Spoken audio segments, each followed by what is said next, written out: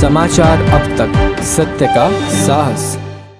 India आघाडीपेक्षा ते असंही म्हणालेत की महाविकास आघाडीमध्ये आम्ही आहोत आणि आम्ही सकारात्मक आहोत।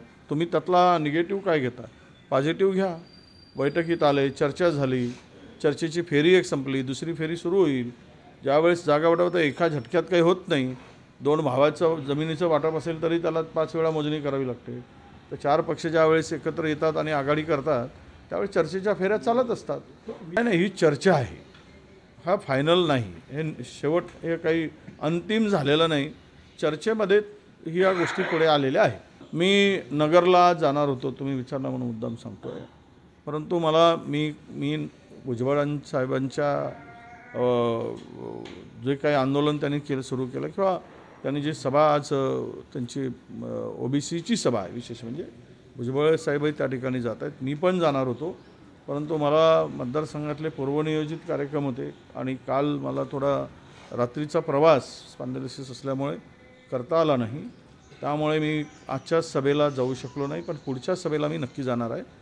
ओबीसीच्या लढ्यामध्ये मी पूर्णतः सोबत आहे। कोणीही लढाई लढवत त्या लढाईसोबत मी राहणार आहे आणि माझाही दौरा पूर्वनियोजित मी करणार आहे। ज्या ओबीसींचे शक्तिस्थळं आहेत त्या ठिकाणी मी जाऊन तिथून माझ्या यात्रेची मी पण सुरुवात, आम्ही सगळे एकत्र आहोत ओबीसीच्या विषयासाठी, ओबीसीच्या लढ्यासाठी। ओबीसी ज्या पद्धतीनं जे परिपत्रक काढलं आहे ते परिपत्रक अत्यंत चुकीचं आहे, मराठा समाजालाही डुबवणार आहे आणि ओबीसीचाही उद्रेक पुढे आणणार आहे।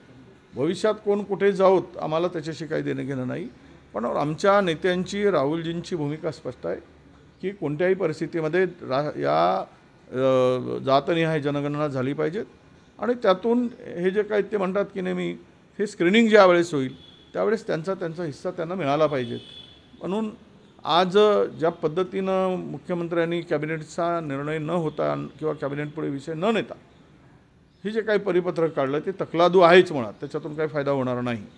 परंतु अशा याच्यामुळे ओबीसी समाजाचं मात्र नुकसान होताना दिसते आणि त्यामध्ये ओबीसी जर लढ्यासाठी सिद्ध झाला असेल तर नैतिक जबाबदारी माझी ती आहे आणि ती मी पूर्ण पार पाडण्याशिवाय राहणार नाही।